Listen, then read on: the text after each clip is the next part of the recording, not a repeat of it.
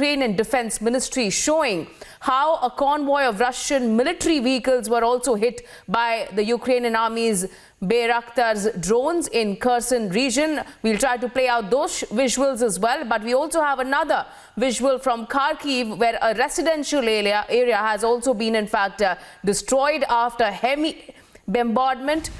We have these visuals of the Russian cruise missiles and chopper that has also been shot down.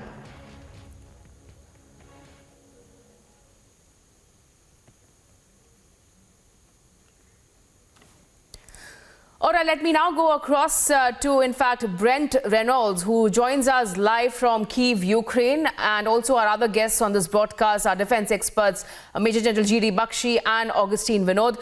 Brent, to you first. We are getting in these visuals constantly as to how the situation on the ground has also now affected the civilians there. Residential areas have been targeted. What is the situation like where you are from?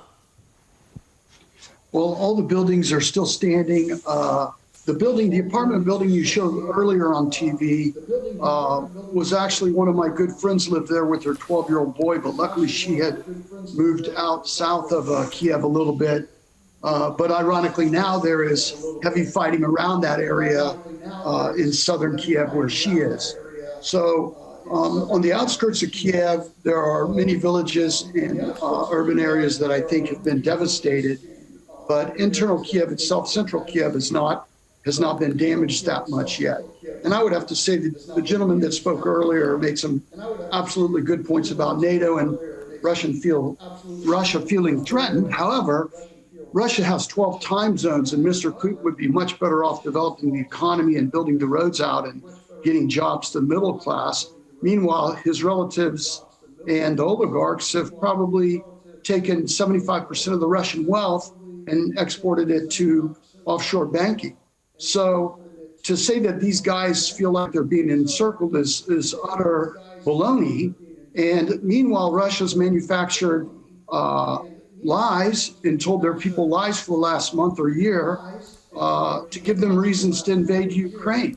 And, you know, how would you feel if the Russians said, oh, you guys killed 5 guys in Kashmir, 5 Russian guys in Kashmir.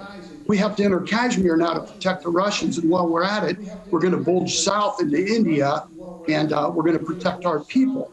And this is the same analogy that Russia's doing in Ukraine. It's 40 million people. They're a democratic country, and they're coming in and they're devastating this successful country of independent people. And I get Estonia, Latvia, and Lithuania would feel like a threat to Russia being involved in NATO.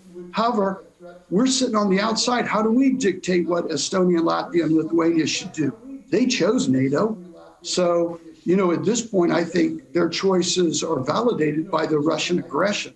And I would say the world needs to stand up, not just with supplies and helmets and food, but NATO's got to send troops into here. They need to cut off the Russians from the north. The Kyiv is not going to fall tomorrow. I promise you that. But how much they bomb and flatten Kyiv is another question.